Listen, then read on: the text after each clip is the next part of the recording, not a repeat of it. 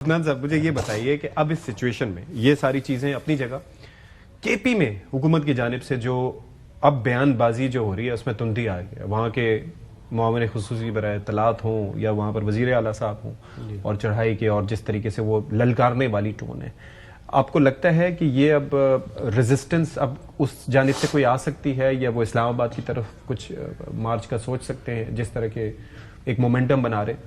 دیکھیں یہ پاسبلٹی تو ہے کہ وہ یہ کام کر سکتے ہیں، کیونکہ ماضی میں بھی بہت دفعہ انہوں نے کیا ہے، مگر میرے خیال ہے کہ اب کافی مشکل ہو جائے گا ان کے لیے، کیونکہ آلریڈی جسے کہتے ہیں نا they are on thin ice. تو اگر یہ کوئی اس طرح غیر قانونی کام کریں گے تو یہ خود جواز پیدا کریں گے گورنر راج کا، سیاسی شہادت کا، سیاسی شہادت یا گورنر راج کا. کیونکہ وجہ یہ ہے کہ آپ کسی صوبے کے ریسورسز کو، سرکاری ریسورسز کو، 1112 کو، ایمبولینسز کو، جو باقی بلڈوزرز ہیں، جو باقی گاڑیاں ہیں، وہ آپ استعمال کر کے سرکاری ملازمین کو لے کے اسلام آباد میں دھاوا نہیں بول سکتے. یہ کوئی اس کی تو کوئی پاس پریزیڈنٹس بھی نہیں ہے یہ جو یہ کام کر رہے ہیں. تو یہ آرگینک طریقے سے یہ لا نہیں سکتے لوگ.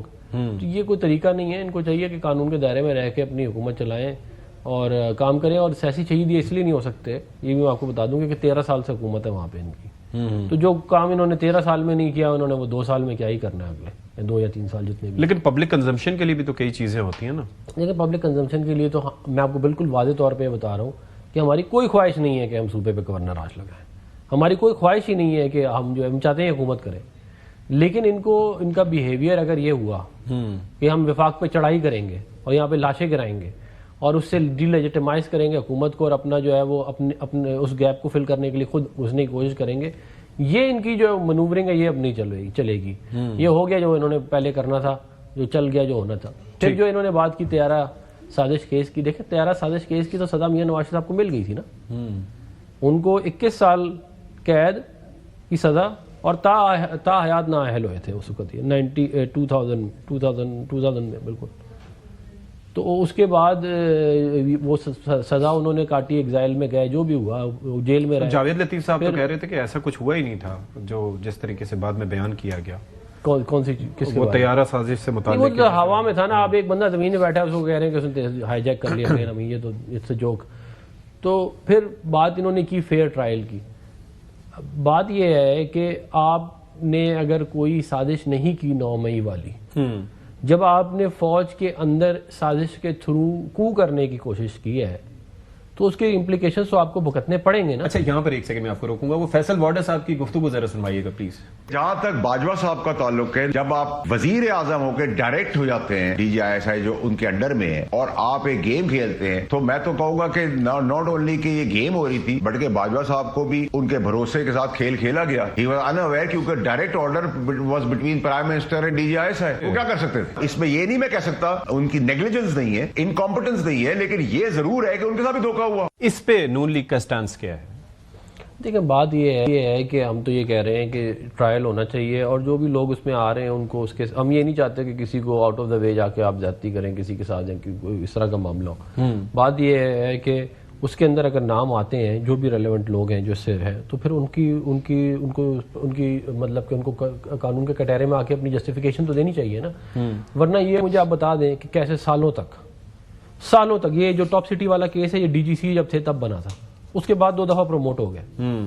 یہ پھر سالوں تک جو ہے وہ آپ اتنے قریب رہے اور کوئی ہو ہی نہیں سکتا جو فوج کے کلچر کو سمجھتا ہے وہ اس کو پتا ہے کہ یہ ہو ہی نہیں سکتا کہ ڈی جی آئی ایس آئی بغیر آرمی چیف کی اس کے سپورٹ کے جو ہے وہ اپنے آپریٹ کرے اس طرح، اس لیول پہ جس لیول پہ وہ کر رہے تھے. اور پھر مجھے بتائیں نا کہ جن لوگوں کے ساتھ زیادتی ہوئی، جن لوگوں سے آپ نے بتے لیے، جن لوگوں کی سیاست آپ نے لوگوں کی تباہ کری، لوگوں کی ساکھ کو تباہ کر دیا، ان کو بھی تو انصاف ملنا چاہیے نا. اچھا ایسے بھی لوگ ہیں جن کے ساتھ زیادتی ہوئی اور ایسے بھی تھے جو بینیفیشری تھے، جو بھی جو دیکھیں جنہوں نے غلط جو بھی پورا معاملہ سامنے لے آئے قوم کے، اور جو جس میں اس میں جو بھی آتا ہے پھر آئے.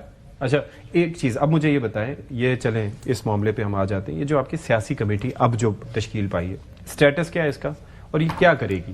مطلب ایسا نیا کیا ہوگا اس میں؟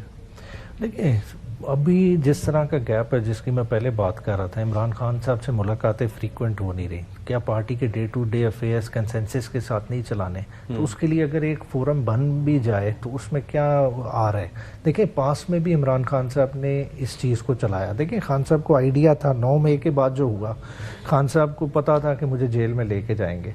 जेल से लेके इलेक्शन तक का सफ़र कैसे तय हुआ, खान साहब ने खुद एक एपेक्स कमेटी कॉन्स्टिट्यूट की, और वो ऐसी कमेटी थी जिसका नोटिफिकेशन भी बाकायदा कोई नहीं था, मगर उसमें लोग मिलते थे, उन लोगों के अलावा किसी को नहीं पता था। वो आपस में डिसाइड करते थे, day to day decision making करते थे। शुरू में शाह महमूद कुरैशी साहब ने उसको हेड किया, बाद में भी शाह महमूद कुरैशी साहब फिर जेल में चले गए, तो फिर भी चलती रही। देखिए पार्टी ने अपने अफेयर्स चलाने हैं। पीटीआई को एक चीज़ रियलाइज करनी पड़ेगी कि देखें लीगली इस वक्त वो ग्राउंड पे नहीं है, उनसे सिंबल नहीं सिर्फ छिना, उनकी रिकग्निशन भी इस वक्त छिनी हुई है। इलेक्शंस आ रहे हैं, बाकी सारे मामला, तो इस वक्त बड़े स्ट्रेटेजिक फैसले लेने हैं। एक मरवत साहब की बात में मैं ऐड करना चाहूँगा, इन्होंने जो वो बात की थी ना कि खान साहब ने अनाउंस किया, देखिए उस वक्त खान साहब को कन्विक्शन हो चुकी हुई थी ईसीपी के रेफरेंस में। ईसीपी के रेफरेंस में सजा तो हाई कोर्ट ने सस्पेंड कर दी, जजमेंट सस्पेंड नहीं की थी, तो वो कदगन थी उस चीज़ की, इमरान खान को रियलाइजेशन थी। और इमरान खान साहब ने कहा था कि ये बात अगले दिन 11 बजे तक डिस्क्लोज नहीं करनी। वो इसलिए नहीं करनी क्योंकि मामला हम सुप्रीम कोर्ट लेके गए थे, अगर सुप्रीम कोर्ट हेयरिंग हो जाती तो फिर शायद जो है ना बैरिस्टर गौर का नाम ही ना अनाउंस होता, मगर वो अनाउंस फिर उसके बाद करना था, इस वजह से। लेकिन there was twist as well, जैसे कि वो बता रहे हैं ना कि चीजें ट्विस्ट होती हैं at the top level as well, तो ये एक अपनी जगह कहाँ नहीं जी, ये बड़ा मुश्किल काम तो है। हम आप भी बात करें, हम भी शायद कुछ ना कुछ ट्विस्ट करें। देखिए पॉलिटिक्स में स्पिन दिया जाता है, नेचुरल है, मगर उसको उस तरह से हम ले जाएंगे जी हम चले